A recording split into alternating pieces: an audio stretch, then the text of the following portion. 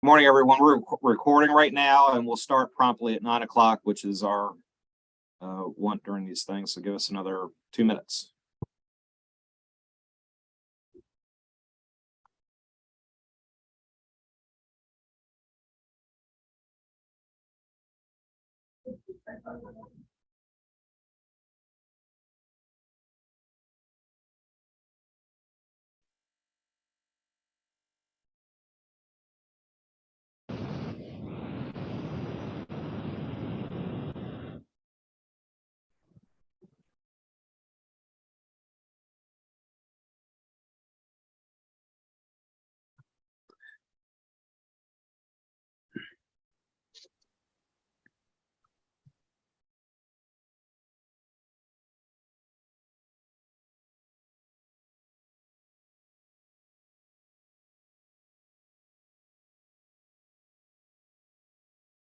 Morning, Tom.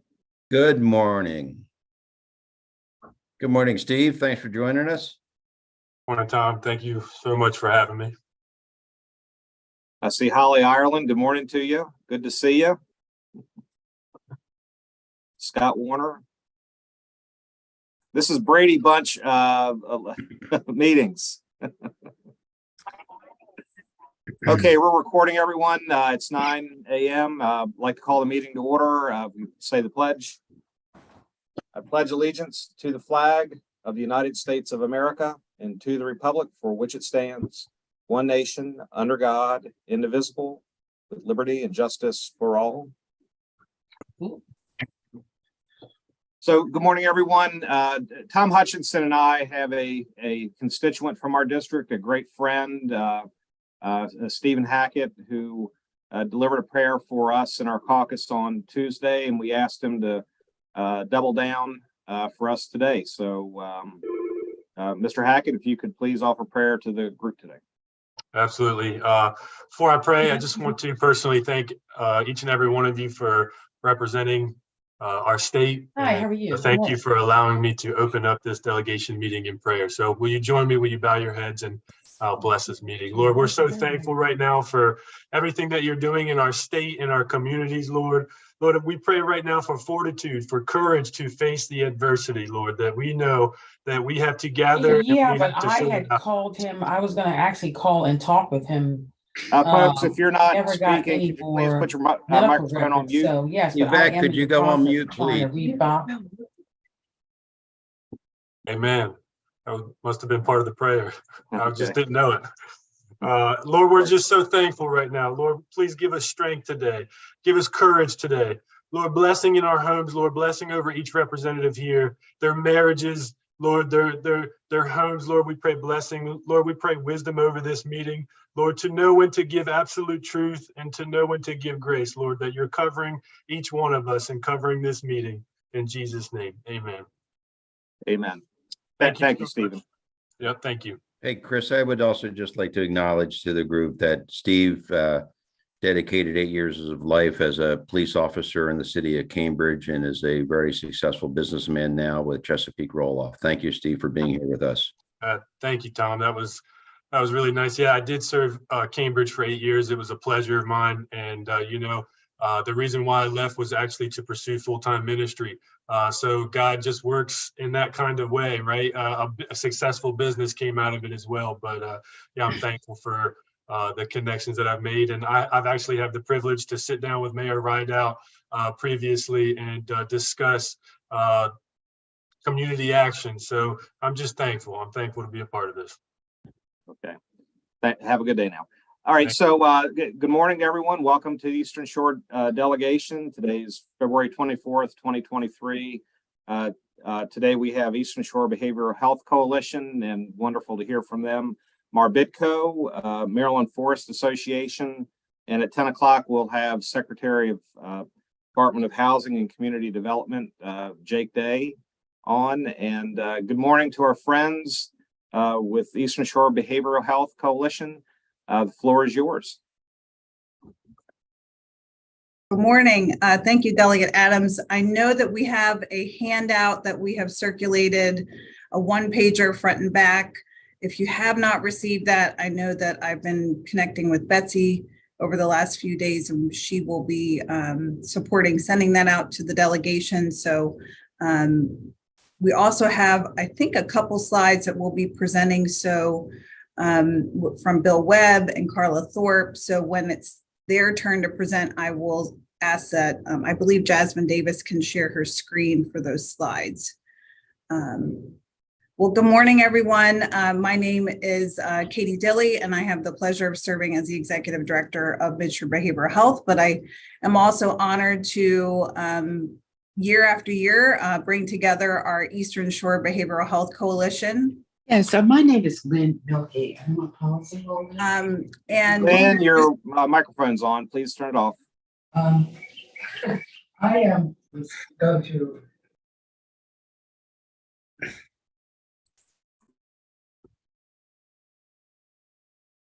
Katie, now your microphone's off. Sorry. Okay, that's all right. Okay, so we just want to again thank you all for this opportunity every year that we have to gather with you and present on behalf of the Eastern Shore Behavioral Health Coalition. We have several members represented today. A handful of us will be presenting on our specific priorities. Of course, we gather over the course of the year, but during session, we come together to identify our behavioral health priorities that are in session and various bills, address our gaps on the Eastern Shore and needs of our Eastern Shore community.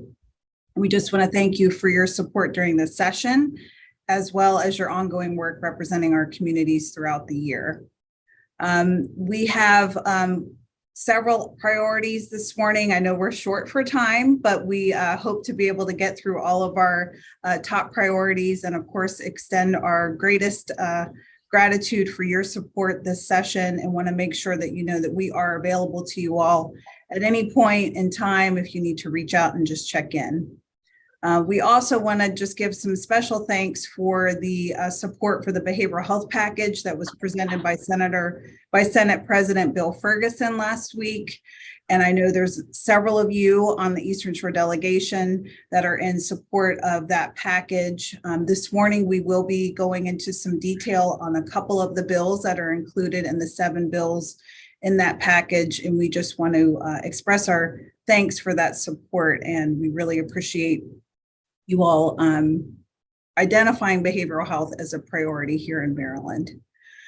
So at this time, I will hand it over to our first presenters. We have William Webb, who is the Kent County Health Officer, and Carla Thorpe, who is the director of our AF Whitsitt Center. They will start us off this morning with one of our top priority pieces of advocacy, and that is our AF Whitsitt Center and the sustainability planning there. So Bill and Carla, I will pass it over to you. Katie, before you start, I just want to let you know that our times on the agenda or guidelines are not firm, and we want to make sure you have plenty of time. You're on the top of our agenda, and Okay. And I'm sure there may be questions, but don't feel rushed necessarily. We just try to set parameters and look forward to hearing from you with the full briefing. Thank you. Sure, we appreciate that very much. And we did make some time at the end. Hopefully, if there are questions, we would love to support those or any comments.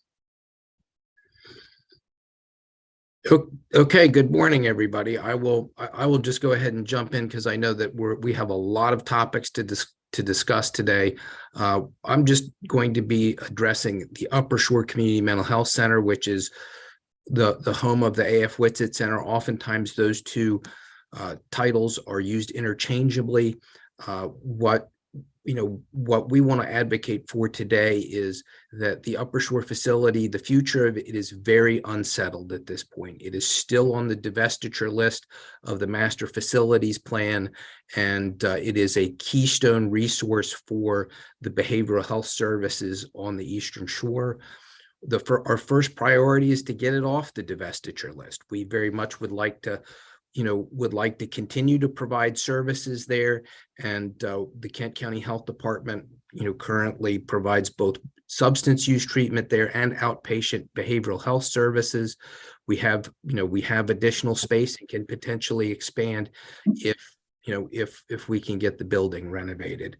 Really, the big issue for this facility is that it's 40 years old and needs substantial funding for capital renovations. And so our top priority is to, one, get it off the divestiture list. I think that at the end of the last administration, the general sentiment from the department was to keep it. We need to confirm that really is the case with the new Moore administration. I think that the general discussions about behavioral health support, keeping it on the roster. So I'm encouraged, but we don't know. So what we're trying to advocate is we want to invest, not divest. So our second priority, really, when it comes to talking about the capital improvements that are needed, we don't know what the building needs. Totally. We're asking for an independent assessment of the building and its systems. We know that it needs a new heating and cooling system. We know that it needs a new parking lot. There are several things, and I think it would be worthwhile, whatever direction that the administration wants to go with this, is we need to know what needs to be fixed. And that is something that an independent assessment would provide. And third, after we have that assessment, let's identify some infrastructure capital funding. We need some help with capital funding, whether that comes through the Department of General Services, whether that comes through their regular maintenance activities, or whether it comes through grants. There are several ways to do that. We have explored community bond grants, and we have significant reservations about that, simply because the amount of money that this is going to entail really exceeds the capacity of that program. So I am going to, I will, ask that the legislative delegation, advocate for the Upper Shore facility and reach out to the Moore administration to find out where we are. I think that this, our current leadership is very invested in improving mental health services, and this is a great resource that we want to see continued. And it would be something that we very much would like to see the delegation announce that it has been taken off the divestiture list. I think that one of the problems that we have is everybody seems to think in the community that, that it's going away. And it would be very helpful if we could get a very clear verdict on it, and, and potentially be able to champion the fact that we will have this, in the future after it's been taken off the divestiture list. So I will stop there. Thanks.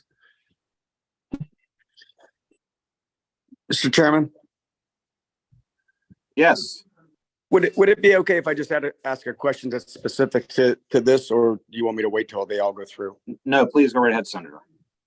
Thank you very much. And Bill, thanks for being with us yesterday as we talked about the Rural Health Coalition as well in the Senate Finance Committee. I'm a little concerned. I think that we all were under the impression that it was the Whitsitt Center was off the divestiture list as the previous administration was leaving, as you mentioned. We're saying that has not been confirmed, and if so, what other avenues are being taken to assure that does come off? I mean, is the county involved in this as well? I mean, both counties, or many counties, actually utilize the Whitsitt Center, but what else is going on so we can support those efforts? So I have specifically asked for a renewed lease in light of the communication that I got at the end of last year. I have heard nothing back from them. I know that the Maryland Department of Health is discussing what they want to do with the facility. And, the message that I got, at the end of the last administration was that they would support health department operations at that site, indefinitely, but there was nothing in writing and nothing, specifically stated that, that it's off the divestiture list. And I think that, I think that, a phone call is nice, and the leadership support is good from the Maryland Department of Health. But something, that's much more public would be helpful. To answer your question specifically, I know that Queen Anne's County government is very interested in trying to utilize space at the facility for an adolescent program. I know that Kent County, itself is very, the funding that potentially they could contribute to it would be very limited.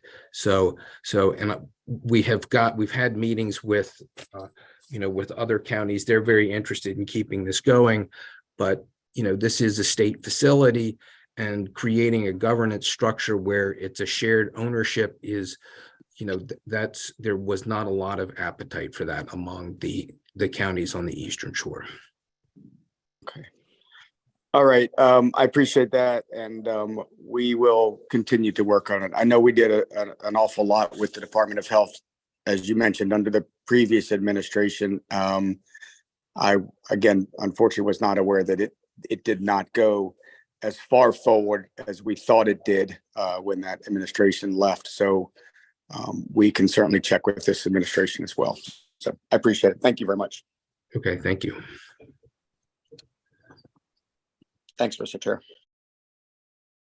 Absolutely. You can continue. I see Delwood Hornberger, did you have a question in line with this? Go ahead. Yes, Mr. Chair, thank you so much. Applaud your efforts there in Kent County. I would direct your attention there to the chat feature. We're dealing with this in Cecil County as well. As we all know, your reimbursements for the constituency that you serve is how you stay afloat. Those are woefully underfunded. So I know you're talking a lot about the capital improvements there, which are imperative, but also, you've got to keep the organization going through these reimbursement rates. There's a movement afoot now in Maryland. There's already a successful one in Anne Arundel County for the CCBHCs.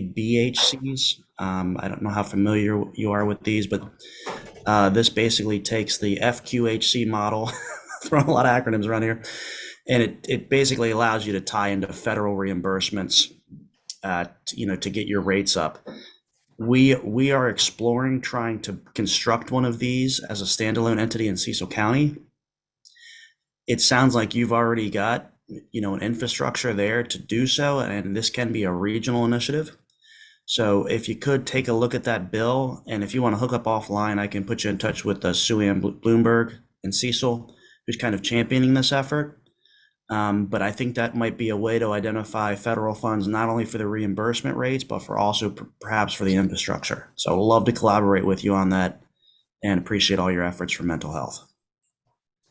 Thank you. We will do that. Great. Okay, no other questions. We can go ahead and continue. I believe Delegate Grice had a question. Delegate Grice.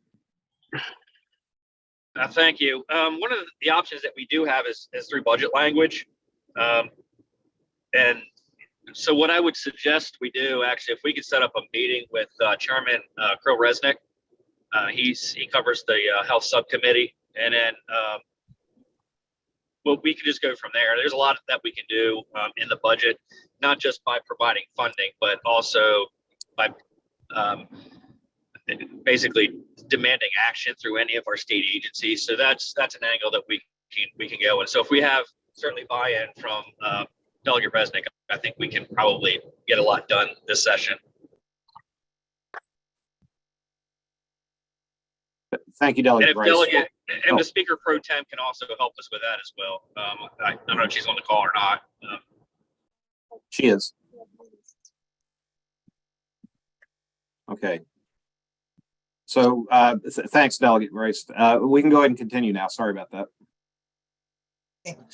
Hi, good morning. I'm Tina Brown. I'm the Director of Eastern Shore Crisis Response and happy to be part of this coalition. I wanted to talk about the 988 Trust Fund bill. It is really important to understand 988 is more than a suicide hotline. It's the bridge to our crisis system and the first step for help for anyone who is in crisis with the suicidal thoughts, who is experiencing a mental health crisis or substance use related crisis. 988 really represents a great opportunity which allows us to transform the way we respond to behavioral health and substance use crises. All Marylanders deserve an equal access to a robust crisis system where 988 becomes the door to enter. 988 allows for 24/7 access to a crisis counselor by phone, chat, or text. 80% of all 988 calls are resolved over the phone. To fully fund our 988 call centers, which there are 8 in Maryland that do the 988 calls, 2 are on the Eastern Shore. Anyway, so they're resolved by phone. To fund, let's see, sorry, lost my place. Fully funding 988 will allow Maryland call centers to assist the public, again, by phone, text, or chat, while keeping the abandonment rate to 10% or less. All consumers that use 988 can mean that there are less visits to the emergency room. It'll reduce the load on our 911 system. And with call, text, or chat volume increasing every month by fully funding the 988 Trust Fund, it'll ensure Marylanders will get a timely response and obtain the help they need, no matter where they reside at in Maryland. Thank you.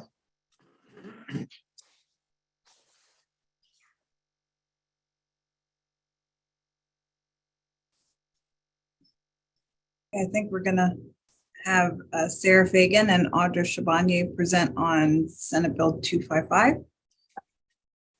Yes, good morning. It's going to just be me today. So my name is Sarah Fagan. I'm a behavioral health coordinator for children, adolescents, and young adults. And the Eastern Shore delegation asked for your support on Senate Bill 255, House Bill 322, referencing the expansion of home and community-based services for children and youth.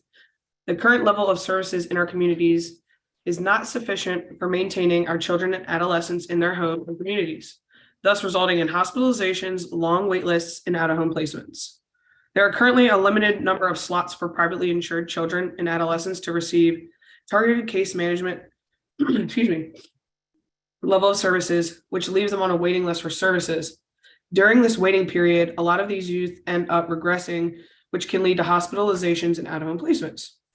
This bill will open access to additional targeted case management services for families who have private insurance, which is desperately needed as a community support. This bill will ensure that targeted case management services will utilize a high fidelity wraparound model and provide more intensive support in the community for children and adolescents with intensive mental health needs and their families in an effort to reduce hospitalization and placements. Excuse me, pardon me, my allergies are bothering me today.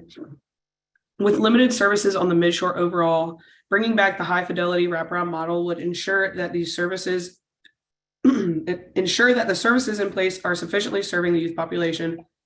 Currently, targeted case management services do not follow the high fidelity wraparound model, and there is no consistency with training providers across the state. Each provider does things differently, which causes inconsistency in services. Currently, the Midshore has access to the highest level of targeted case management, which is the 1915I model, but the eligibility criteria for qualifying for this is very restrictive. This bill will expand the eligibility criteria to ensure that all children that are Medicaid eligible will be able to access the 1959 model. Currently, there are a few benefits for families who participate in the 1959 model. This bill will provide training in the delivery of services under a high fidelity wraparound model to care coordinators delivering services under the 1959 model or mental health case management. Thank you.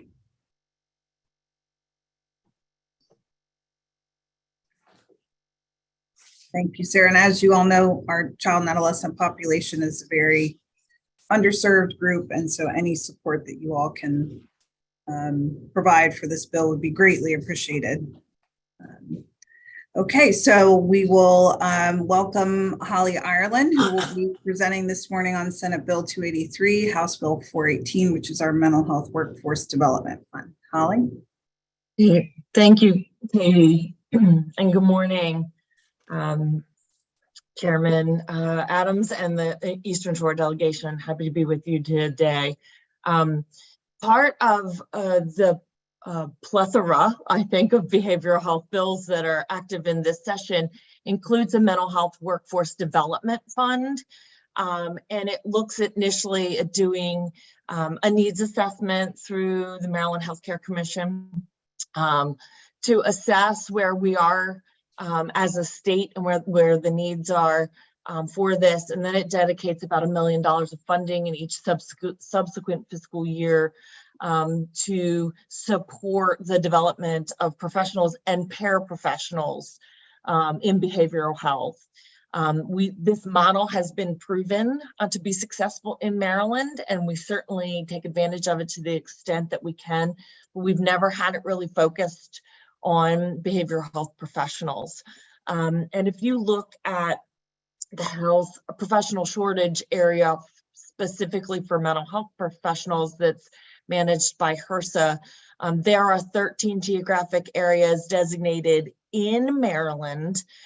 11 of those are entire counties, and 7 of those counties are on the Eastern Shore. And so when we think about, and Caroline County actually being the most critical, like oftentimes you see the number of the ratio of health professionals to population is in the hundreds, right? It's 1 to 200, it's 1 to 300, and that's the shortage. When you look at Caroline, it's in the 1,000. It's over 1,000 per health professional. So we have to be mindful that this would benefit. And there are about 1.2 million Marylanders that are residing in these 13 geographic health professional shortage areas. That's about 1/6 of our state population.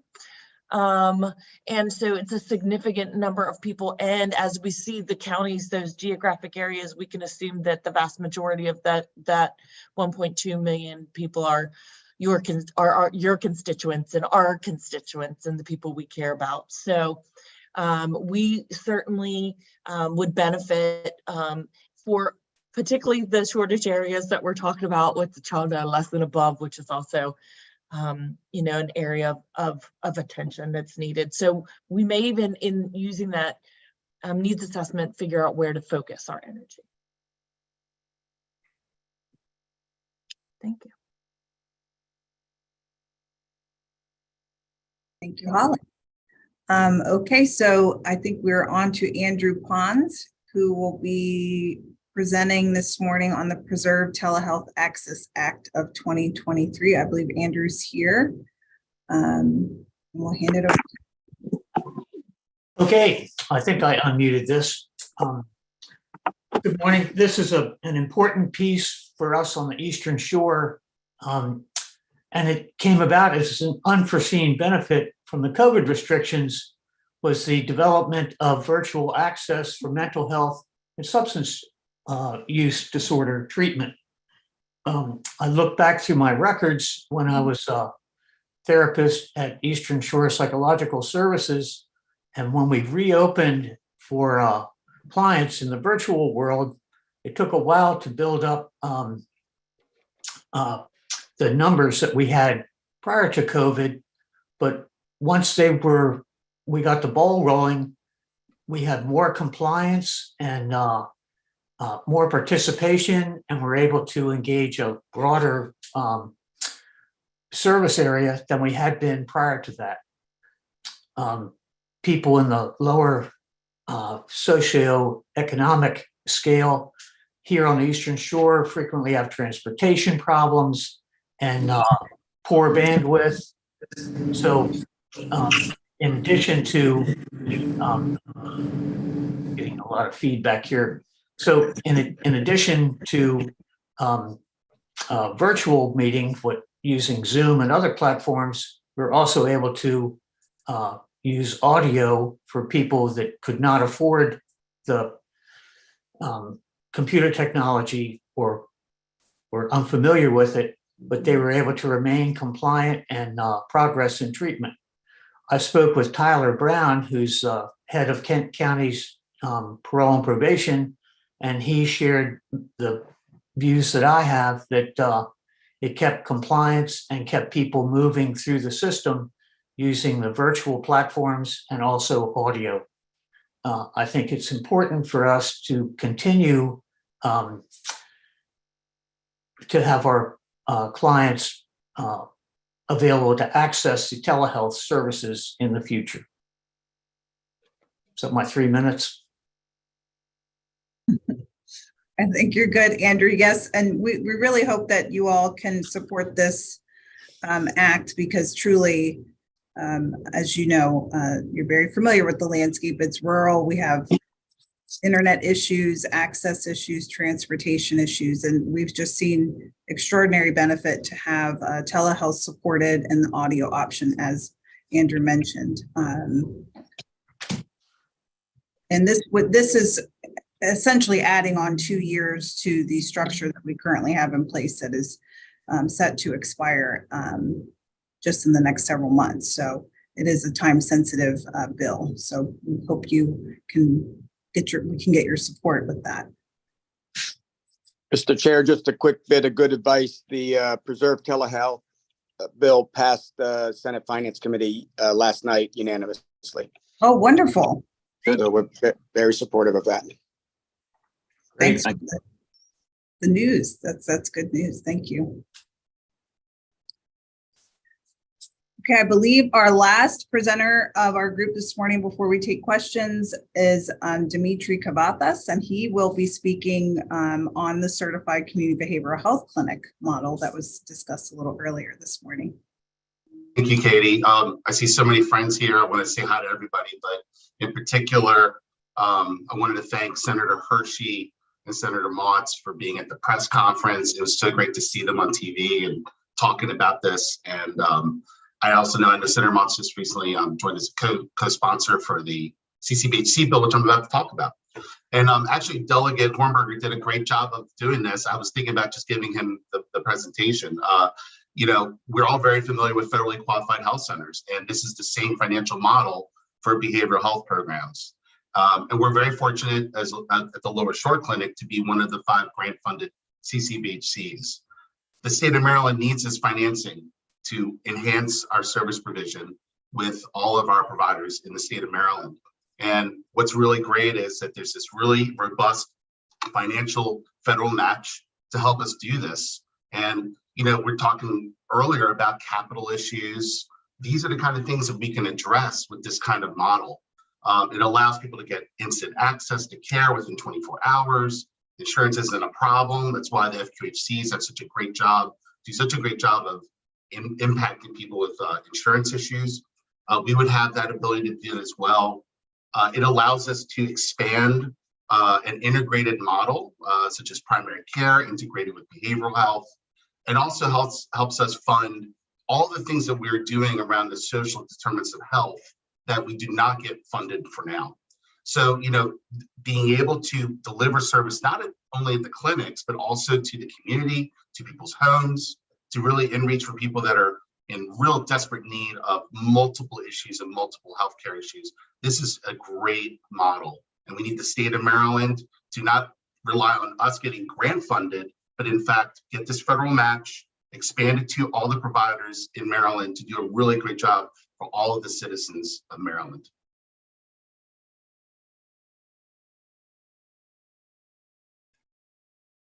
Thank you, Dimitri. And I just want to take a moment to congratulate Dimitri with your recent award of CCBHC grant through SAMHSA. But as Dimitri mentioned, the grant funds are limited, and we really are hopeful for Maryland to embrace this model and full support so we don't expose any of our well-established CCBHCs and newly established CCBHCs in the state, expose them to any risk for their sustainability. And it's been yielded great results in other states, and we're very hopeful that we can bring it here to the whole state of Maryland as a best practice model. So thank you, Dimitri. And I believe we're a little ahead of time, but we wanted to offer some space for questions or comments. We've also included on our handout this morning some additional bills of support that we are hoping that you can get behind. And one of those, of course, is the Senate Bill 582, House Bill 1148, which is the behavioral health care treatment and access model for Maryland, which is one of the bills in the package that's being supported by President Ferguson. So we really hope that you all will take a moment to review the materials we've offered today. And of course, if there are any questions, we can certainly come back and make ourselves available at any point during session and throughout the year. So thank you again for your time today. Hey, Katie, thank you very much. And as I wait to see if members have any questions, I'll just make a brief statement. We do have some more time, so if you wanted to have any closing comments with the members that you're part of the coalition, they'd be glad to have that chance to do that. But in our Eastern Shore delegation has been with the heritage of prior leadership on issues that are important to you, have set a very high standard, high bar that we fully expect to meet in the years forward. And while things change, they do remain the same. On the Eastern Shore, we can operate the way that we want to and need to for our citizens without your organizations. On each one of these bills where we find shortcomings with the state, which could be capital funding, could be legislation to expand your reach and ability to meet the need. These are the things that you will find broad, unanimous support with all of our members. And we've taken to custom, and I don't know at this late in the session, we would go about writing letters of support, but if needed, we can have members come forward and do just that, and be happy to do that. Members, do we have any questions before we let the group close? I don't see any hands at the moment. So Katie, I think we're free of questions. If you'd like a last word and any of the other members, because we kind of cut you short on time. Sure, that's okay. I just want to express our gratitude again for the opportunity to join you all this morning. It's always a pleasure and a great experience. And we appreciate the work that you're doing on behalf of the Eastern Shore and our community members. And I'll let any other members of the coalition chime in. We've got a large group represented this morning, several that weren't on the agenda to speak. So of course, if there's an opportunity, just let them say hi and thank you. That would be great. Good morning. I just wanted to say thank you. It's always, as Katie said, a pleasure to do these presentations in front of you all. And it's so great to have representatives that listen to us and hear the needs of our community. So we're just grateful for not only your support, but your partnership. It's a collaborative effort. So I think it's pretty cool we get to say that we can do that together. So thank you all. I agree. Thank you. Okay, any other parting comments? Katie, thank you very much, and to the coalition, and we truly appreciate having you with us today and giving us a briefing. Thank you very much. Are we allowed to stay and listen, or? As always, of course. Okay, just checking, because I think some of us are interested in hearing the rest of the agenda this morning. So thanks for letting us hang on, and we appreciate the time. You're very welcome, and thank you. All right, so next we have Steve McHenry and Stacy Kubovic with Marbidco. I hope I got that last name right. If I didn't, you'll correct me. It was pretty close. Kubovic, thank you. All right, floor is yours. Thank you so much, Mr. Chairman. I'm going to try to share a screen if that's okay. And I certainly appreciate the invitation to be with you this morning. Have you got it? There we go. See it?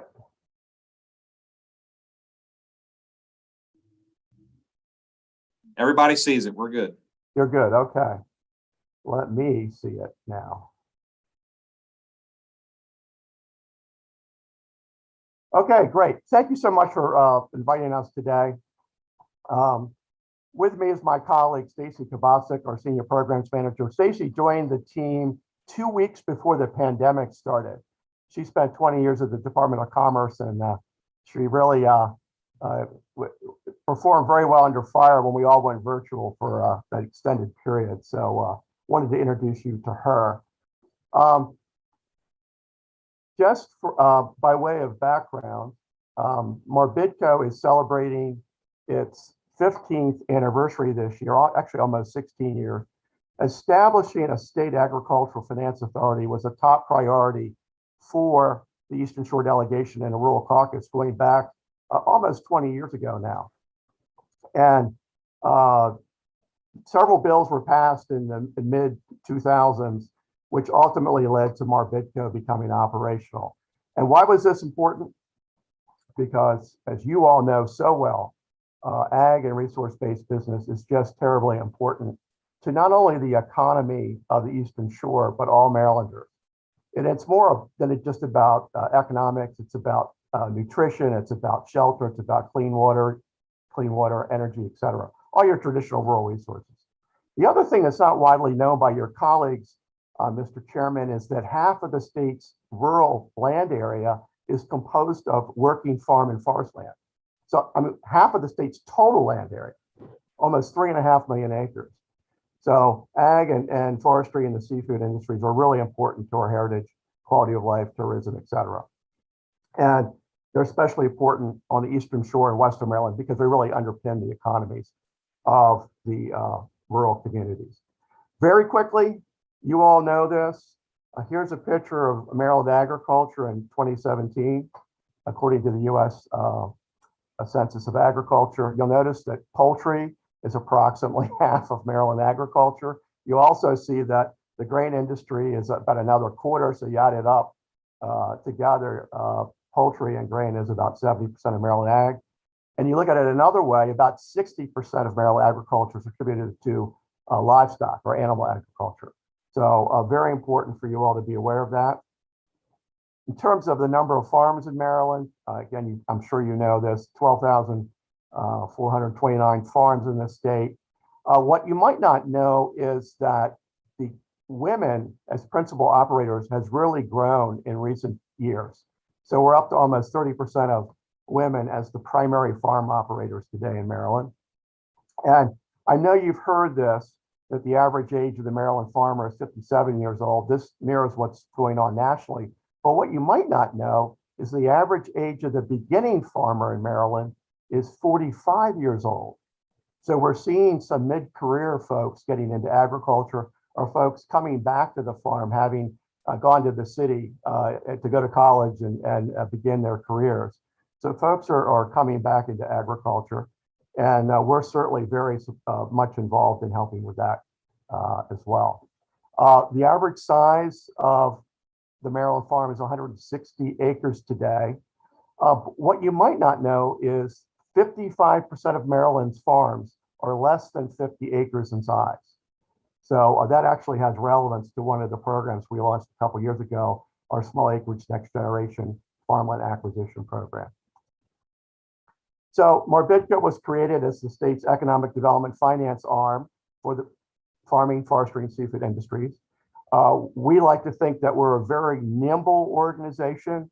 We're set up separately from the state government. We have our own corporate existence. We're not state employees. So we can really work to serve our customers as rapidly as possible. So that's one of the reasons why we were created as an independent instrumentality. We offer 15 financial programs today. Many of them are low-cost loan programs. We do have some targeted grant incentives that we offer, as well as the 2 next generation programs, which we'll talk about in a minute.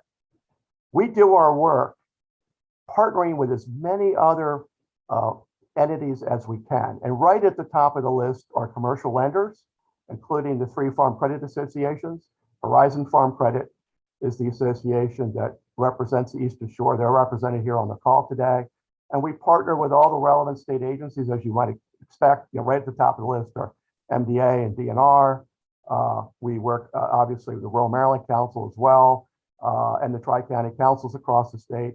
We have frequent interactions with various USDA agencies, the local economic development offices, the commodity and industry groups. And we also work quite a bit with the Maryland Ag Land Preservation Foundation today. So just to emphasize, what is the eligibility area for Marbitco? And as you would expect, food and feed production and processing of all types, commodity crops, all the way down to table crops, vegetable crops, fruits, whatever, seafood and aquaculture, of course, horticulture and equine. We don't eat horses in Maryland today, but they're part of our mission space. And then fiber production and processing, including particularly wood products. And you might wonder, how do we fit into the economic development system, the small business support system in Maryland? And this graph here kind of demonstrates for you where our mission space is. So you'll see on the right-hand side, all of the traditional references to the small business development programs, SBA programs, the Commerce BLT programs, the local government revolving funds. Those finance programs serve more on the food distribution side of the ledger, retail business, et cetera. Our mission is on the left-hand side of this graph, where we're talking about the producers and the primary production of those raw agricultural and forestry and seafood products. So our programming falls into three broad areas: our core ag and rural business development work. We do specialty lending and grant making with funds that are provided by other organizations. With the former, that is a result of a core appropriation we've been receiving from the state government for several years, which is going to end next year, fiscal 2025, by the way. And then we have today two land preservation facilitation programs, which both involve the Next Generation program. So here's a big picture look at what we've done over the last almost 16 years now. Bottom line, we funded nearly 1,200 projects totaling $94 million altogether.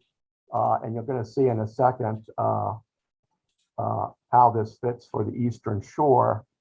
We've done quite a lot of business on the Eastern Shore. 307 loans, 231 grants, and 13 Next Generation projects for a total of $66.7 million in terms of dollar volume, and nearly half of all the projects we funded. But if you look at that dollar volume, 71% of it has gone to small businesses on the Eastern Shore. So thought you'd be interested in that.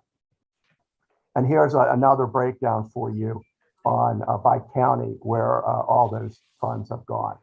And we'll be happy to make this PowerPoint presentation available to you, Mr. Chairman, to get to the other members of the committee if they want to have this as a reference.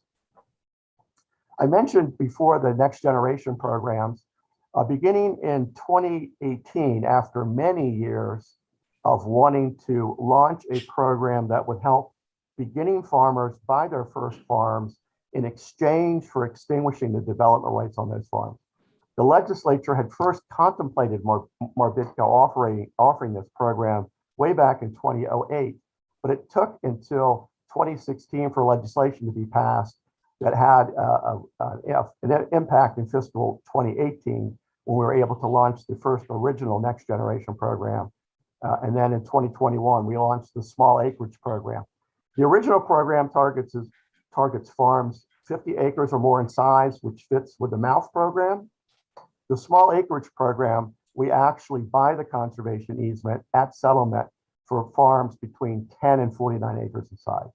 In the original program, we purchased what is an easement option purchase, which gives the beginning farmer 7 years to sell the permanent easement to one of the land preservation programs that buys easements, Rural Legacy, MOUth, County Program, et cetera.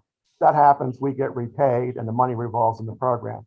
So they have 7 years to do that typically. In the small acreage program, we're actually buying the easement outright at settlement and handing that easement to one of the agencies that administers permanent easements to manage. You also want to be aware, because this is something I'm going to talk about at the end, that this year's budget includes $10 million, which is 4 times what we normally have for the Next Gen program in the FY24 budget. And that is a result of legislation that you all passed last year in the Great Maryland Outdoors Act. So that act actually forward funded the Next Gen program by 4 years. So looking at the FY24 budget allowance, we have an extraordinarily large sum this year, 3 times normal, 15.2 million. And the reason for that is that Next Generation acceleration funding, the $10 million. So our funding is divided into various categories in the budget. You see one lump sum general fund item in the budget bill, but it actually is going to several places. I mentioned our core programs. This is the money that resulted from the passage of House Bill 2 in 2006, which was a major piece of legislation known as the Ag Stewardship Act of 2006. That funding is scheduled to end next year in fiscal 2025 because we primarily make loans with those funds. And those loans are revolving, and we're going to become self-sustaining here in the not too distant future relative to that program. But there's a caveat to that, which I'm going to get to in a second. I mentioned already the Next Gen program funding. Also in the budget this year is the second year of our new Maryland Waterman's microloan program. We've made about $400,000 of loans in this program this year, about 30 loans altogether. Loans of between $7,000 and $15,000 in size. These are unsecured loans, meaning there's no collateral required. And if the borrower makes their payments for 3 years, the fourth year payments is forgiven. So we're giving them kind of a grant for good behavior with this program. And that's a model we've used in some other programs, including our remote setting agriculture program. It seems to work pretty well. We also have other funding in the budget this year for a livestock processing grant program. We are actually taking that funding and matching it up with a USDA grant application that we made in December to leverage $1 million of Morbidco funding for almost $4 million of USDA funding to really accelerate expanding our livestock processing capacity, both for large animals, which is really needed in the state. And we really saw that during the pandemic with the tremendous backlog of our small producers getting their beef, their hogs, et cetera, processed. So we really want to try to stand up a new livestock processor in the state if we could. The going in cost is at least $2.5 million on that. So we're going to try to see if we can't assist in that area. And the other area is blue catfish processing. Huge, huge problem, which you all are very well aware of. And we think we could use that USDA funded program together in combination with this livestock funding as well. You're going to hear from the forest industry after me, but one of the top priorities for them has been to get the WIPI program funded. WIPI stands for Wood Products Industry Equity Investment Fund. We had a pandemic version of this. We had funding for the first time last year where we awarded nearly $500,000 in grants, or we're going to. We did $300,000 in the first round. We have applications for utilizing the remainder of those funds pending currently. This is a key part of the forest economic adjustment strategy, which I know Beth Hill is going to talk about, so I'm going to not say more about that. And then also in the budget this year is a new program that you all mandated for us next year, which is to have a specialized oyster shucking house loan program. Those of you in the legislature remember last year there was a major piece of oyster-related legislation that passed. One of the provisions has Morbidco setting up this new $1 million revolving loan program, and there would be debt forgiveness provided based on the amount of oyster shells that are returned to DNR for use in restorations and commercial activity. So our top issue relates to the budget this year. As I think you all are pretty well aware, the economy has changed over the last year as a result of what the Federal Reserve has been doing to try to tamp down inflationary pressure. They have raised their short-term rates to the point where the commercial lenders have had to raise their rates.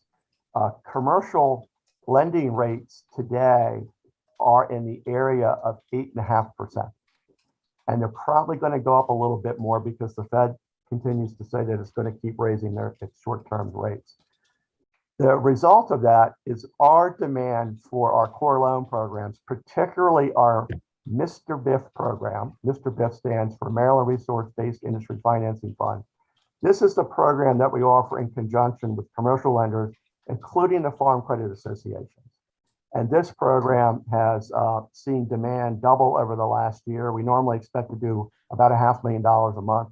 We've been doing $1 million a month, every month for the last year.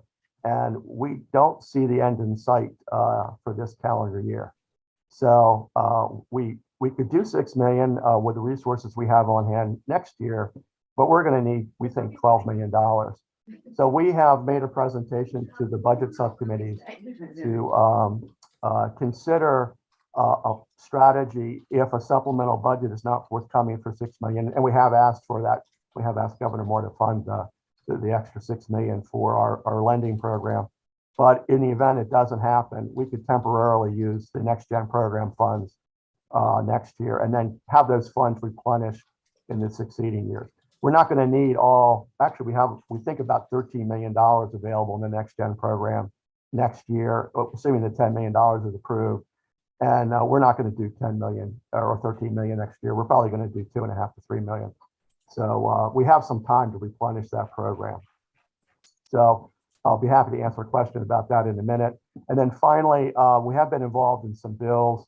One bill I know is going to be of great interest to the delegation is Senate Bill 383 and House Bill 63, sorry, it should be House Bill 63, which is the invasive species bill related to the local farm enterprise program.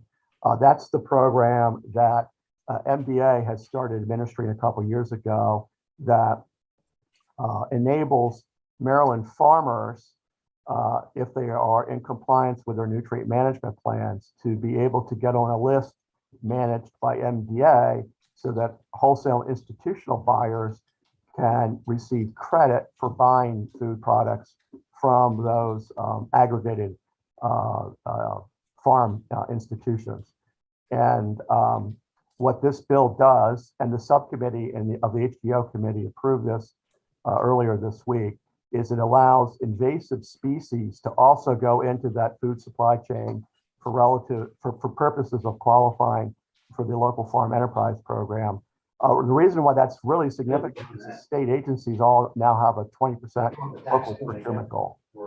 So we're also involved in a couple other issues, but I think I need to stop here and answer any questions that you all might have.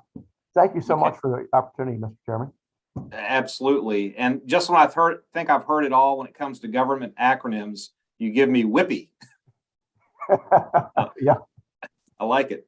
All right. So while we're waiting for members to ask questions, I'm not seeing hands at the moment. I did have one question, and it goes to Next Generation. So when I see your programs and your engagement on future farmers, do you work with families who are working through estate planning and through the lens of taxation? Obviously, land values can approach the state and federal limits, and I always worry when we have families that are trying to keep the farms in the family, whether their planning is in place and financial plans in order. And just just a brief response. I'm assuming that you get these sort of constituent concerns, and if you do, how do you go about helping them in that regard?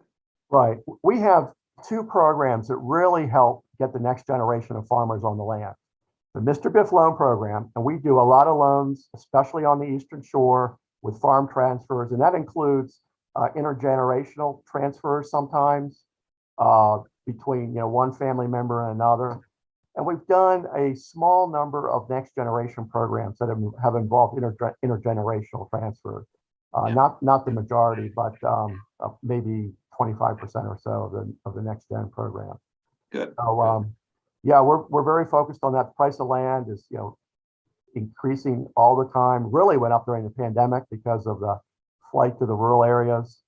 Some of these smaller farm properties, unfortunately, we lost a number of next gen farmers who wanted to buy small farm properties and were literally priced out of the market because you had people showing up with cash you could settle next week on the real estate purchases. So we try to help as many as we can, but the market forces are at play. I do worry about that issue, and I'm happy to hear that your organization's able to have those conversations and engage with them. Senator Mounts. Thank you, Chairman. Steve, great to see you, and thanks for this presentation this morning. What is the, do you have any insights on the oyster shucking house loan program? Is that being utilized? And if so, how many participants are there and how is that going? The program is not yet operational. It begins in July.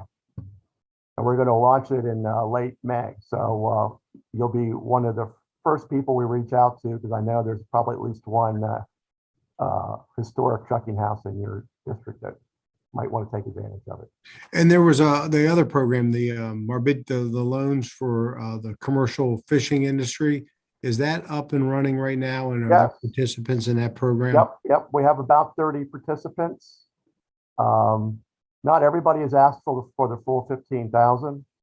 And but yeah, we still have a little money to lend, and we're going to have more money next year. I mean, the General Assembly approves our budget request. Okay, thank you. Delegate Hornberger. Thank you, Mr. Chair, and great presentation there. We've had successful loans distributed in Cecil County. Constituents that I know of, it's an awesome program. I just wanted to point out, in terms of your invasive species advocacy, yeah, we very much support you. I was fortunate enough to have a meeting with Secretary Kurtz and DNR is taking a real focused look at controlling invasive species. It's one of their priorities now. So I would definitely look to them as advocates and folks to assist you with this invasive species problem. They're particularly interested in the blue catfish. So just a heads up on that if you haven't already engaged with them. But yeah, we really want to champion your efforts there, and great job. Absolutely. Yeah, they were part of the group that helped put the bill together. Mr. Chairman, yes, I can make one other comment. We worked with Salisbury University's Beacon unit last fall. They issued a report in conjunction with us that is a county by county economic impact of the ag, forestry, and seafood industries in the state. I'm delighted to tell you that all in Maryland ag and resource-based business is $20 billion of economic impact. Ag by itself is about 16.5 billion. Forestry is a little over 3 billion, and seafood is around $300 million in economic impact. We have that report both in the aggregate. It's subdivided by delegations and the tri-county regions, and as well as the individual counties. And that information is on our website, so I would direct your attention to it if you want to know the specific impact of the tri-county regions, the entire Eastern Shore, or your individual counties. That should be a good resource for you for just making the case. I would also tell you that the Central Maryland counties actually have a larger economic impact around ag, forestry, and seafood than you might imagine. And that's because the products that are produced in the rural areas, 70% of Maryland's agricultural production is on Maryland's Eastern Shore. But if you look at the overall production and processing of food and fiber products, the Central Maryland counties actually participate because of that so-called manufacturing side of things. Baltimore City has a $2 billion ag RBI economic impact, which is surprising to people. But I just wanted you to know that your producers on the Eastern Shore are having a positive economic impact directly in Central Maryland, for example. So anyway, all that's detailed in the Beacon study. Thank you very much. Absolutely. Stacy, were you going to make a comment, or were you just here for, I want to make sure if you wanted to be heard, you could be heard. No, I'm here for moral support. No, but I will put a link to the Beacon report in the chat so that you can access it. Wonderful. Wonderful. Thank you, Stacy. Okay, I don't see any further questions. So Beth Hill, good morning. I'm going to ask if it's okay if we have the secretary come on, and after he's done, that'll give you open mic until the balance of the meeting, which you might feel better about. Are you okay with that? That's fine. Okay, thank you. So we have my good friend and former mayor of Salisbury on with us, the new secretary of the Department of Housing and Community Development, Jake Day. You know, I'm a fan. Every time I see you, every time I get a chance to talk about you in a room, I'll do that in a very positive way. And, you know, the work that you've done in Salisbury is laudable and demonstrates vision and also character and experience. And with this new role, I can't wait to see what's in store. So why don't you tell us what's in store? Well, Mr. Chairman, First of all, can you hear me all right? Good. Well, look, the feeling is mutual, and I'm proud to be able to come back home, so to speak, and join the Eastern Shore delegation for this meeting. Thank you all for making time for me. I don't know that I need to introduce myself, so I won't spend a lot of time doing that.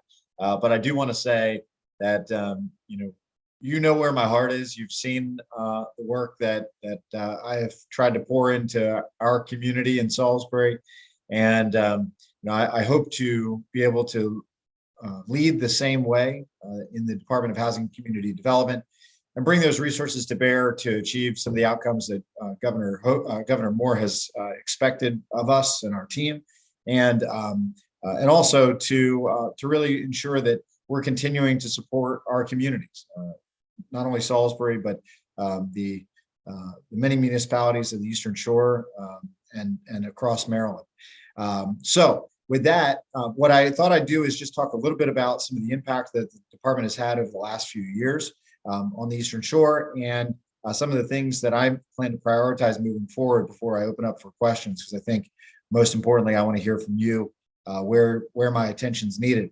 So first and foremost, let me just share that the scale of impact is pretty significant of this department.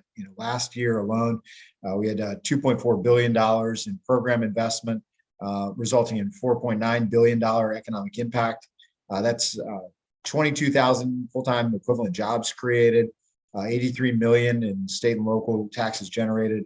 And I think that's just indicative of what this department does. I mean, it is an economic tool, and yes, we use public resources to do it, but we leverage a lot of private investment and activity. We can point to a lot of successful projects that demonstrate that.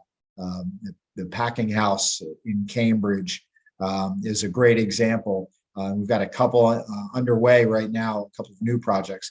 But I also want to share last year, in the last 2 years, so 2020 to present, we had $114 million in multifamily housing development and $104 million in neighborhood revitalization funds that went right into our communities. That includes everything from things that we're all familiar with, like community legacy, community development block grants, strategic demolition monies for getting projects started, but also programs like the homeownership assistance fund.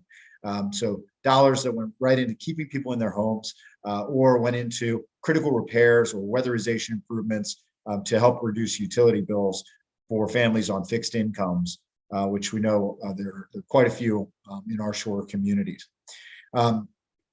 Real quick, I want to talk just about my kind of 5 top objectives, and these are reflective of the values of Governor Moore. They're reflective of my values, and I think our teams, the expectations of our team that the Maryland government, including the executive branch and the General Assembly, have placed in this department. Number 1 is that shelter be treated as a human right. And if you're familiar with my work in Salisbury, or our work in Salisbury, that that a roof over every head was our objective, and leaving no one behind has to also include our homeless populations. And so we've got homeless veterans, homeless youth, we've got the chronically homeless who have been on the street for a year or more, who we're working very hard to house. There were some wonderful programs in place, but we're going to be making a strategic shift in resources to focus on housing people first, and reducing barriers to getting people into a stable home so that they can address those deeper issues that led them there, whether it's addiction or mental health or just significant economic issues or catastrophic personal issues. Number 2, we've got to expand housing. And look, that may be a simple thing in concept, but the reality is we have a supply problem. And so affordable housing, LIHTC projects like Maryland, or like the state of Maryland finances, but also all of the private development is going to need to scale up to respond to what has been about 15 years of underbuilding housing. And so each of our communities is going to have to take a critical look of where we're willing to accept it, where we want it to go, what it needs to look like, what we think demand looks like, and what needs to be replaced as some housing stock comes offline as well. Third, we look, and you're not going to be surprised to hear this if you've been to Salisbury in the last 10 years. We've got to make lovable places. If we expect to continue to have a multiplier effect where the private sector wants to invest in what the public sector says are the right projects, well, we've got to make high quality places. We've got to make places where people want to be, where they want to spend their money, where they want to live, where they want to shop, where they want to eat. Those are critical. And it's not enough just to say, yeah, we put some money into public housing, we put some money into another housing development. It's got to be high quality. It's got to be attractive. It's got to be a place that has value for a lasting term. We also have to look at righting the wrongs of the past. And what I mean when I say that is, your government made decisions. We made deliberate policy decisions, and it disadvantaged certain places and certain people. And when you look at the Home Ownership Works program, the pilot project created a few years ago, I think it's demonstrating that that's the path forward for correcting the ills that have created an environment like the Pine Street neighborhood in Cambridge, or the Johnson Square neighborhood in Baltimore. Those are places that deserve investment and deserve us taking a critical look at saying, how are we going to fix the things that frankly policy decisions caused in the past. And lastly, connectivity is critical. If you're going to survive in today's economy, you got to be connected to information and knowledge. And we recognize that my department has been trusted with the deployment of resources to ensure that every Maryland household is connected to broadband. And so I plan on putting a lot of my time and attention in delivering on that promise, and the confidence and trust that you've placed in our employees and our team. And even the last couple of days, I've been working on freeing up some resources that seemed gummed up by bureaucracy in Cecil County. Not the fault of folks at Cecil County, but the fault of our agency, and we are actively working to fix that. So, I mean, there's an example of how I recognize that there's a potential risk if we don't do our job, and we've got to do it and do it well. So those are sort of my top objectives for the department. And I look forward to partnering with you and hearing your priorities and visiting community by community and district by district, all of the towns and counties of the Eastern Shore. And thank you, Mr. Chairman. Thank you, Eastern Shore delegation, for your time. Thank you, Secretary Day. So while I'm waiting to see if there are any questions of you, Secretary, there is one that I have. I know in the past I've worked with DHCD with first-time home buyer programs. It sort of fell in line with your number 4 priority, which is giving people assistance where needed to get off on the ground running. Home ownership is a big piece of that. And I'm sure that your department will continue to focus on that issue, and just wanted to ask you if you have any thoughts on that, because when we talk about housing and the stock that's available, we do deliver that vis-a-vis multifamily. That ends up being a starter, but just kind of curious if you see home ownership through the lens of DHCD and how we might achieve some of these goals for the future generations that are trying to establish equity, establish the pride of home ownership and those sort of things. So, sure. Well, while we are very good at building that multifamily housing stock, and we have a variety of tools at our disposal for doing that, you're right that Governor Moore mentioned this just the other day at an address while introducing the vice president, that home ownership represents a pathway to wealth building. And if we want to allow and enable American families, Maryland families, to achieve that opportunity, then we've got to have tools that make it easier. We were very excited just the other day to hear that the mortgage interest rates would be reduced on FHA loans, which represents about half of what the Maryland Mortgage Program manages. We do quite a number of conventional loans as well. And like you indicated, most of those FHA loan customers are first-time home buyers. And so it is enabling a pathway into home ownership for many Maryland families. So focusing on that program, the Maryland Mortgage Program is going to be critical. We need to look at our product portfolio and ensure that we are offering something that works for everybody. I'm really keen to work with our Veterans Affairs, our new Veterans Affairs Secretary as well, to find ways to make sure that our products are responding to our returning veterans.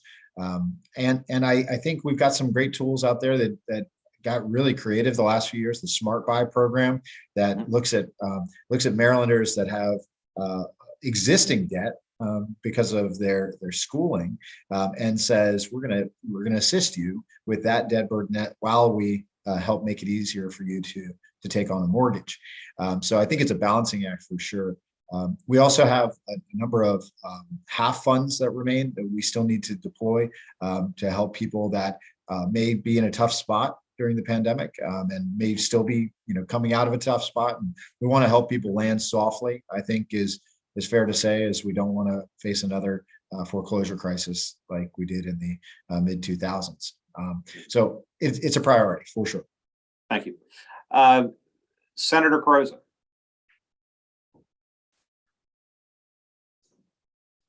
Good morning, Mr. Secretary. Good morning, Senator. It was a pleasure to introduce you at the executive nominations, your confirmation hearing.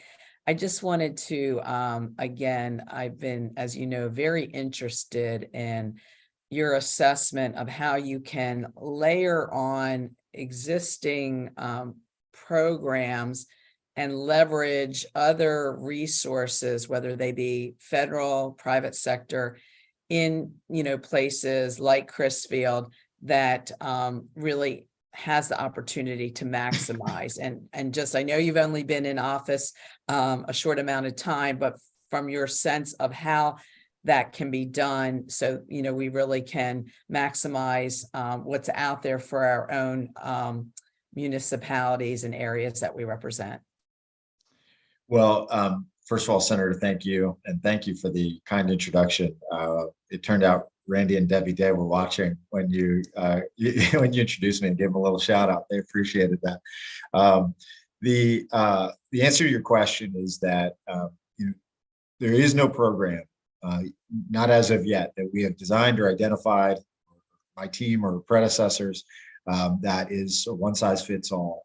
For the challenge of revitalizing neighborhoods that are high poverty, low wealth, and as a result lack opportunity.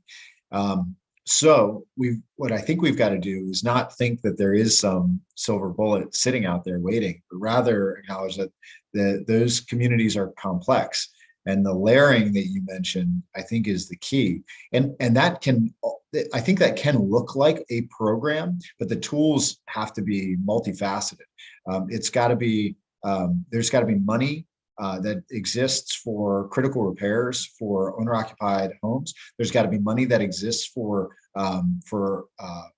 rental homes. I think about, there are neighborhoods that you and I know in Salisbury that are rentals that have critical repairs that are needed.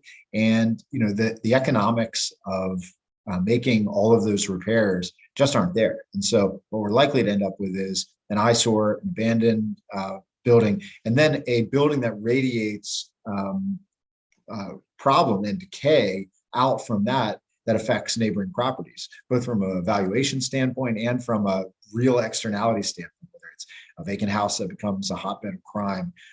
So we've got to have the ability to put tools to work on those two things. We've got to be able to quickly take down vacant lots, get them in the hands of a municipality or a county or a redevelopment private entity or public entity, and to make sure that those houses are prepped, those sites are prepped so that they can be built on, and then inserting multifamily as well.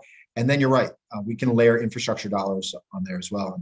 And I think there is no better time, frankly, because there's a lot of money that's flowed down from the federal government for doing that type of work. Delegate Jacobs. Thank you, Mr. Chairman, and good morning, Mayor Secretary. Good to see you. Martin O'Malley used to call me Mayor Delegate all the time, so I thought it was an appropriate title for you.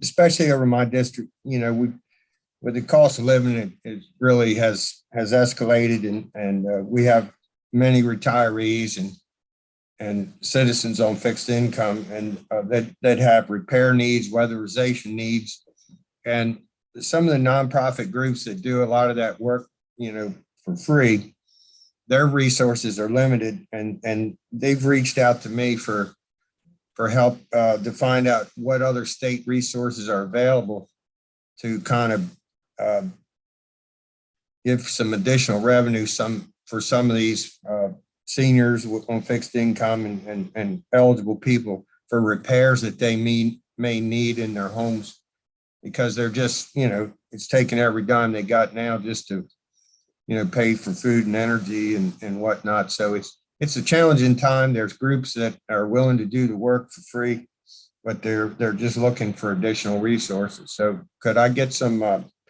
help from your office with that? Yes, sir. Available resources. So first of all, I think any of us who has ever worn the title mayor never wants to give it up. That's right. I completely understand. Yeah. So two thoughts on this. One, there is a bill that Senator McKay has sponsored, and I believe there is a House bill as well. And I will work to get you the information on this. But it is funding a critical repair and weatherization program for fixed income individuals. In Senator McKay's perspective, he was thinking about neighborhoods in Cumberland that are challenged right now, and there's just no dollars there's not enough dollars to address the scale of the problem. So I think the same. I wouldn't be surprised if the same were true in Rock Hall or in Betterton or Chestertown, and I think we've got an opportunity there to take. I think the scale of that bill might be as much as $20 million, which would be resources that we could put into weatherization and critical repairs both. We are also looking at how we manage those funds, because we do have programs like that already.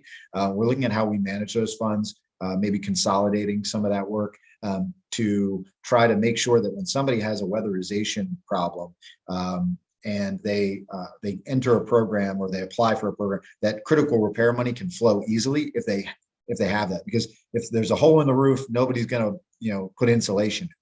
We've got to fix the hole in the roof first. So right. So yes and yes. On top of that, one of the things that nonprofits you're talking about need is operating assistance. So we're also taking a look at how we can further help them, both to have capacity building help, technical assistance, and operating assistance. Yeah, well, I'm happy to work with your office on both. Yeah, I appreciate that very much, sir. And when you have a nonprofit that's supplying the labor free, that's a big cost savings for these people that especially, but they just want to know, they want a good idea of what resources are out there that they may not be tapping into. Okay. Happy to connect. That's what I need help with. Thank you very much, sir. And congratulations. Thank you.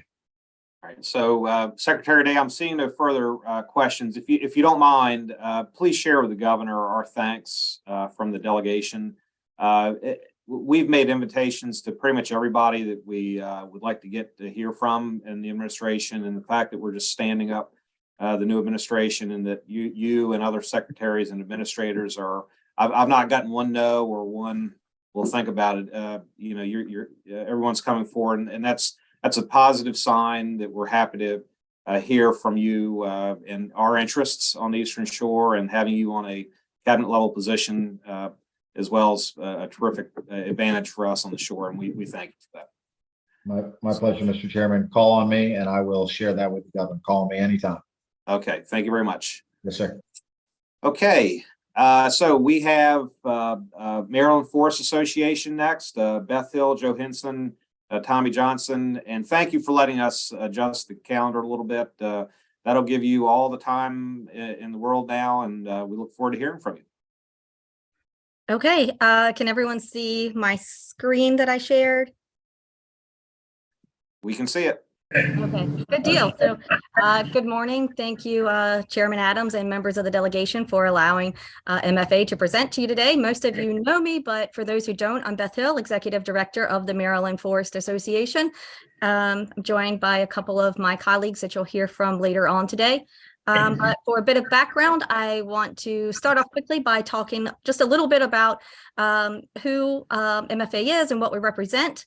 So we are a nonprofit organization that represents the forest community statewide. We're conservation-minded people who want to see forests remain as forest and believe that this is best accomplished through education. So think of our membership categories as a supply chain where no one segment of our membership is more important than the other. So oftentimes people think that MFA is an industry group, which simply isn't true. I think it's important to point out that over 75% of our members are family forest landowners. And it's also essential to point out what we are not, which is land clearing or development, which our sector is often confused with. So what are our members saying? So as you can see, our members manage their forests for various reasons and have numerous concerns.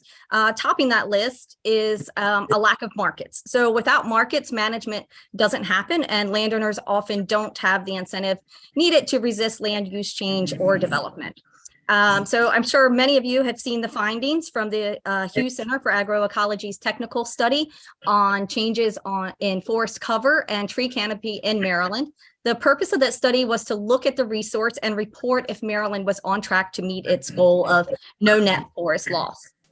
The study was very technical and not easily summed up in this short amount of time, but I do want to point out a few things relevant to our discussion today, and that is number one, on the lower shore, where the forestry sector has robust markets, the study actually found a gain in forest land. But then on the other hand, in urban areas of central Maryland, where sustainable forestry is often misunderstood and sometimes outright condemned, they are losing forests to development.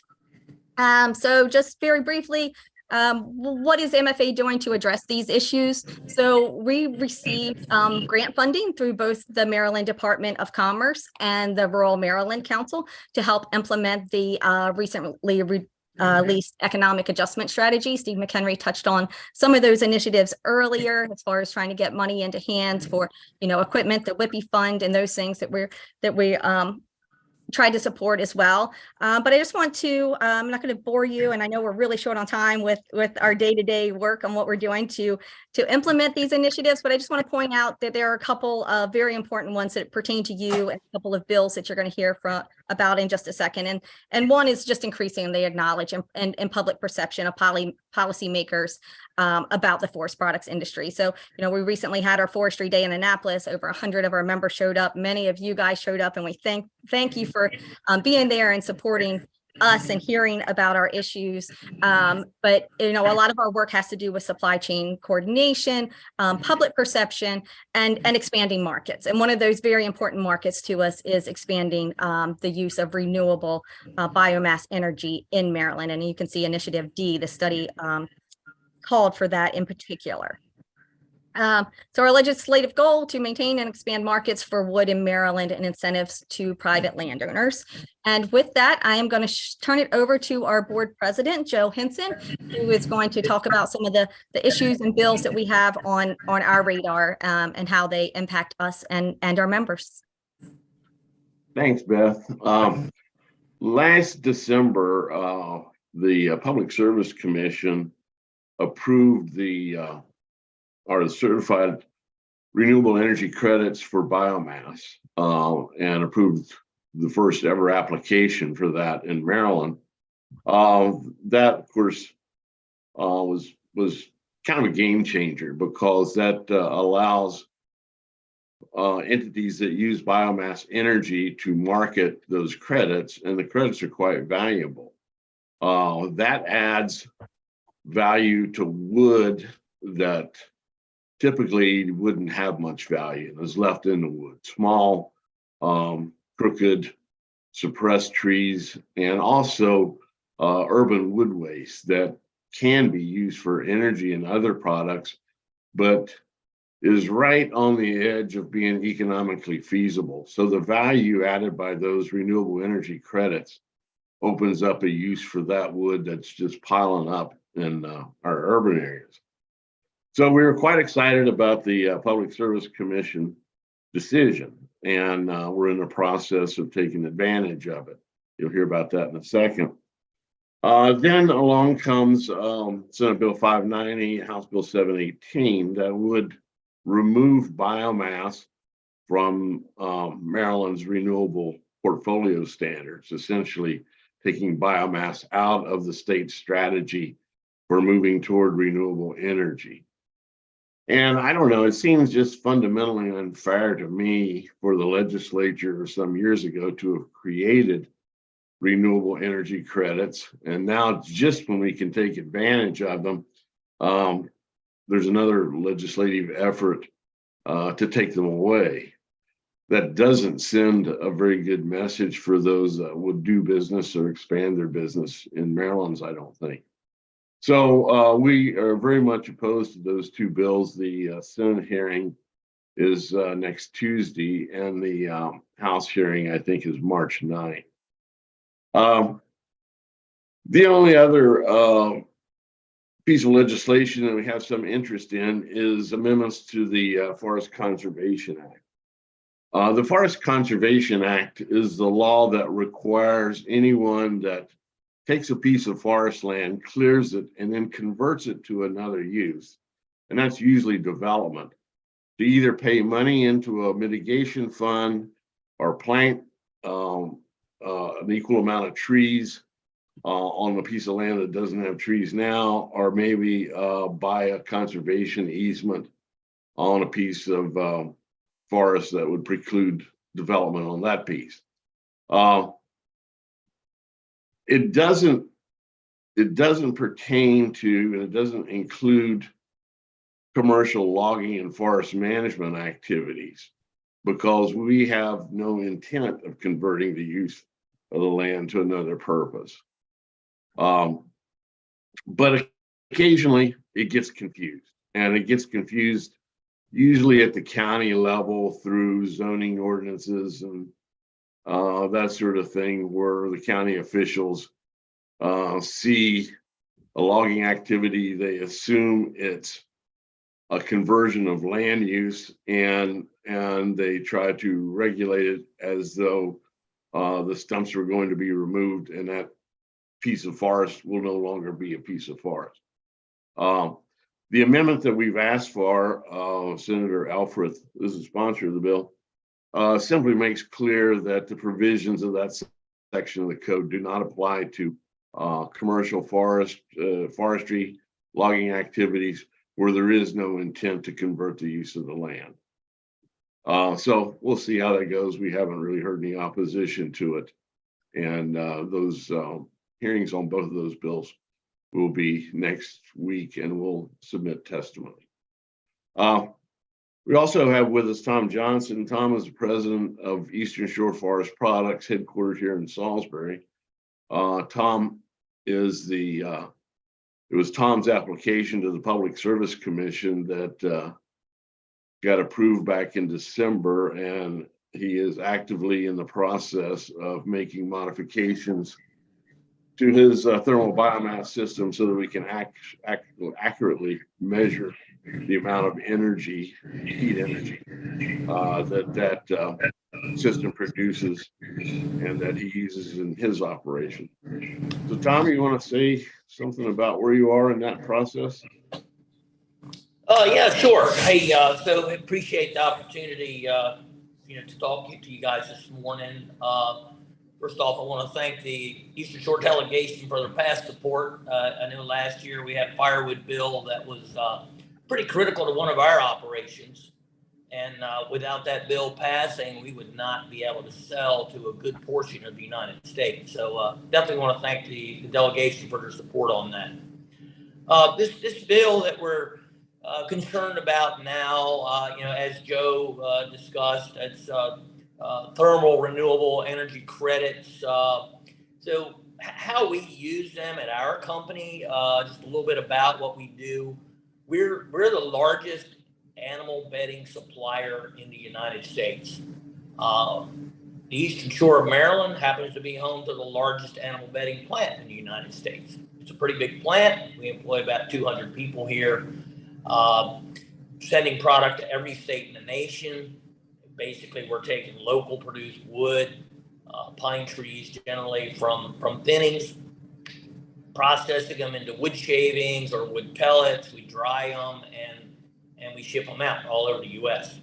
So what's really important to us is how we dry these things and what the costs are, and we have to use renewable energy as an economical form of fuel.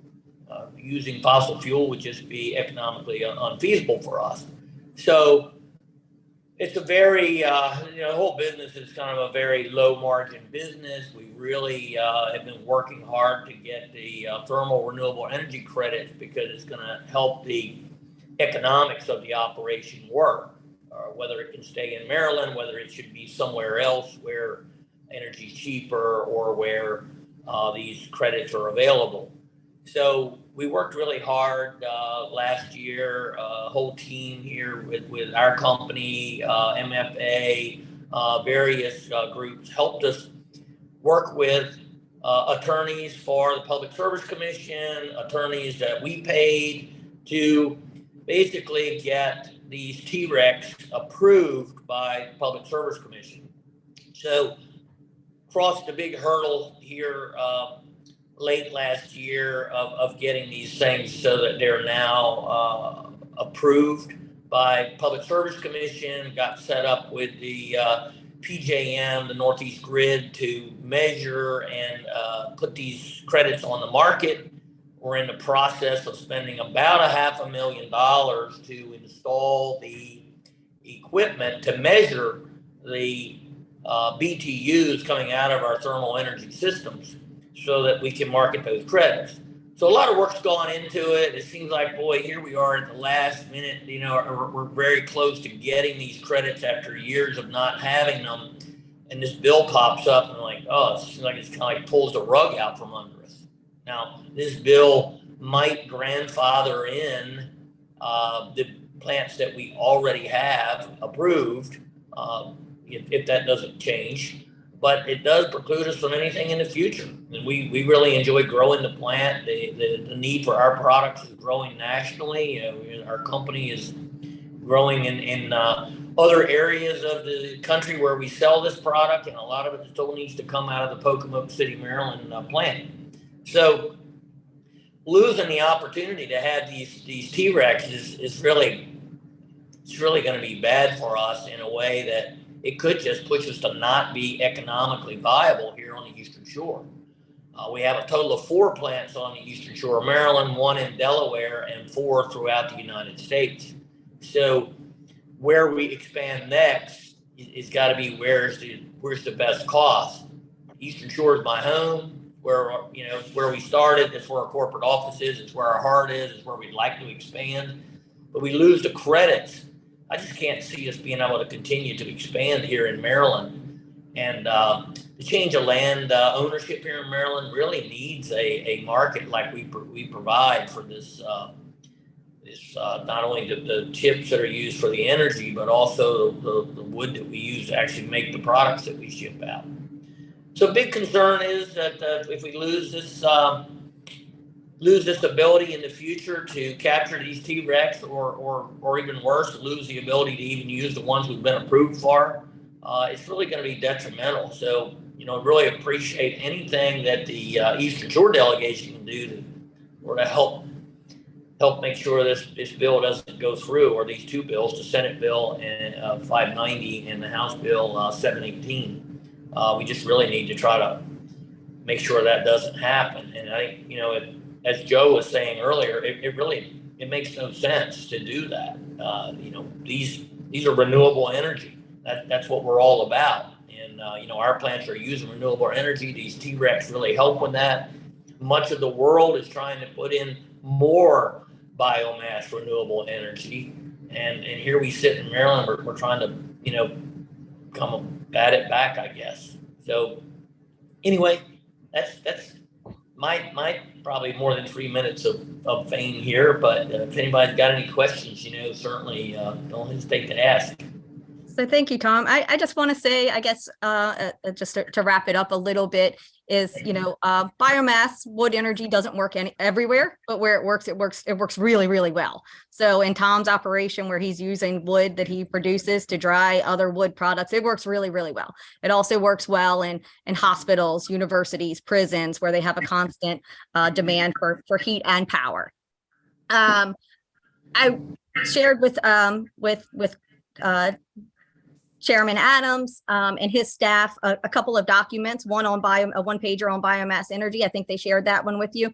I also shared with them the coalition letter that we put together to oppose this bill. We have close to 50 organizations from all across Maryland, even some outside of Maryland. Forestry is a regional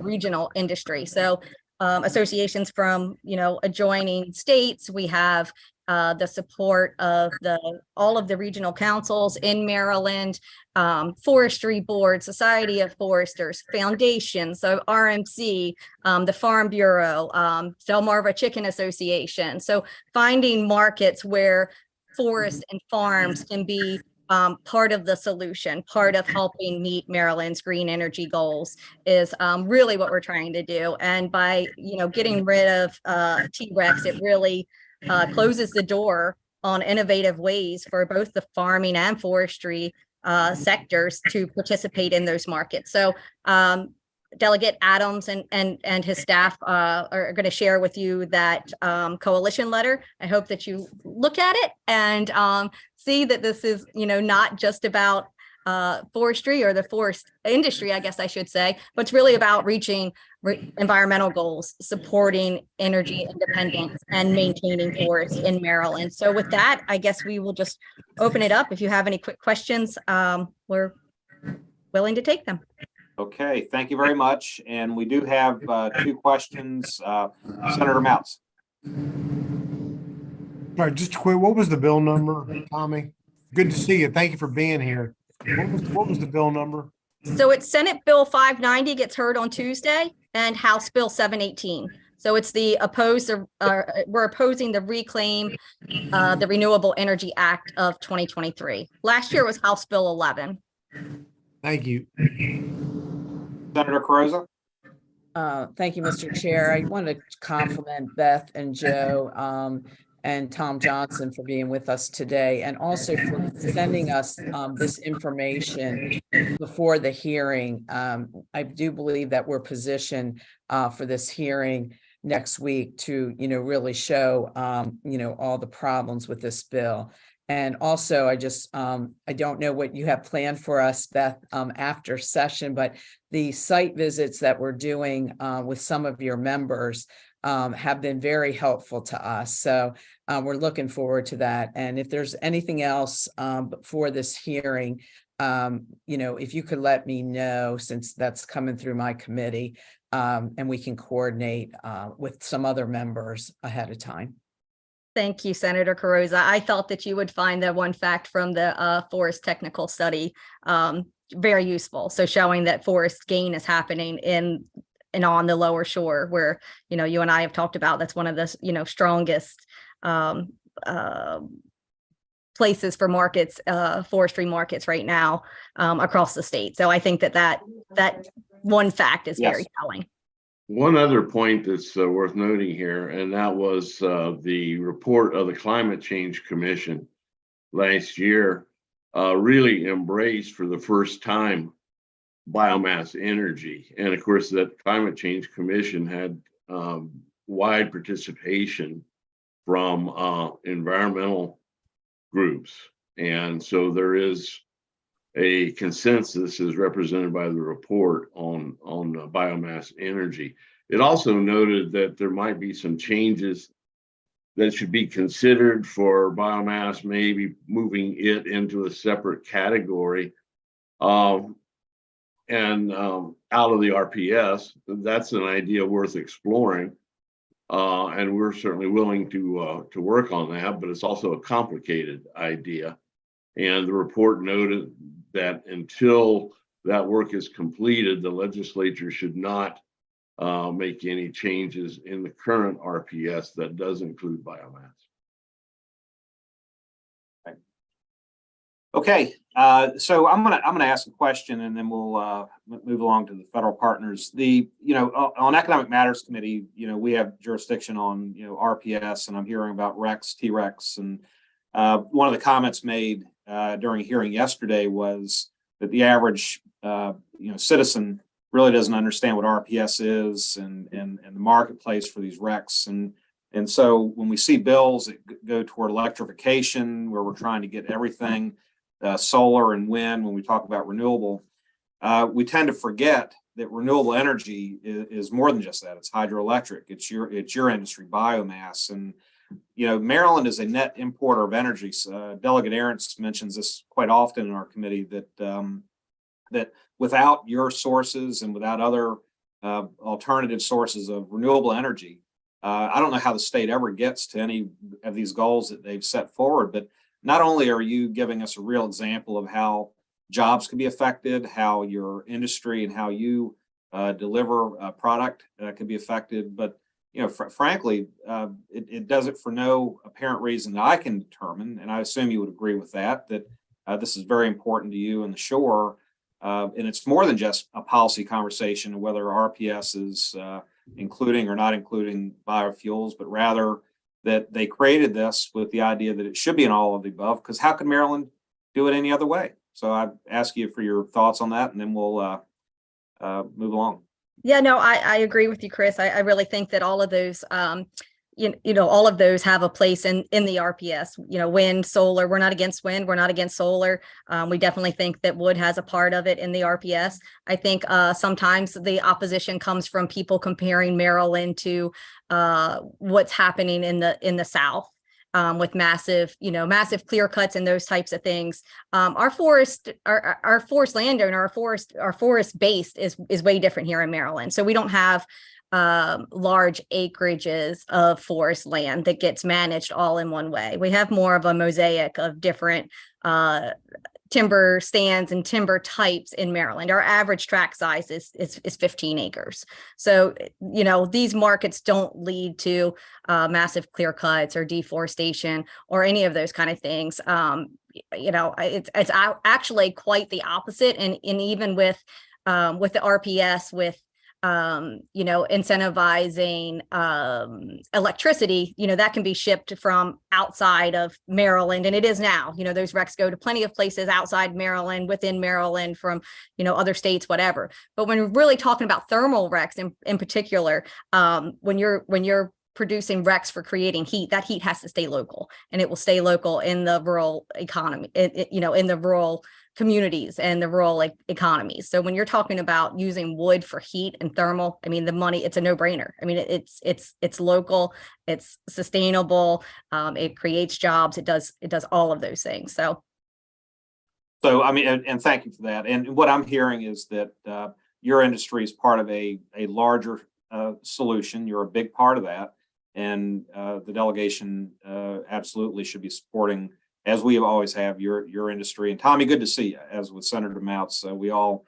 are happy to see industry participants willing to step forward and share their individual issues. It makes a difference, and we thank you for that. And I know everyone is short on time here today, so I just want to encourage you, if you have any questions, or if there's any points that we can clarify, or any questions that you have, we are always available. Joe, myself, and I'm sure Tom wouldn't mind taking questions either, from any members of the delegation at any time. So we thank you so much. Okay, thank you. All right, thank you. All right, so I see Kim Cradaville, U.S. Senator Ben Cardin's office. Yes, good morning. Thank you, Mr. Chairman. Just very quickly, I just wanted to remind. You just went on mute, Kim. Hello. Our congressionally directed spending portal will close on Friday, and I put in the chat, the link. If anybody has any questions, please feel free to reach out. But once again, Friday, March 3rd, the portal closes. Thank you. Okay, I see our good friend Keith Graffius on, and also see Mike Arntz, but I'm calling you first. Go right ahead. Thank you, Mr. Chairman. Just a quick reminder that the FEMA Safer Grant Program for firefighter safety is now open and will remain open until March 17th at 5 p.m. And I've added some information on that to the comment section of the Zoom call. But if there's any further questions, please feel free to reach out. Thank you. Okay, sounds good. Mike Arntz, do you want to tag team? Is there anything you want to add? Yeah, I just wanted to mention a piece of legislation that has just passed. Fiscal year 2023 Ag Appropriations Bill includes about $1 billion, a little short of $1 billion in the bill. $1 million of which is targeted for experimental Phragmites control projects. So we'll be looking for where to target that, and that's going to be directed to the Maryland Natural Resources Conservation Service for implementation. But it's kind of a drop in the bucket for the problem of Phragmites here on the shore, but at least it's a start. Thank you. That's terrific. Thank you.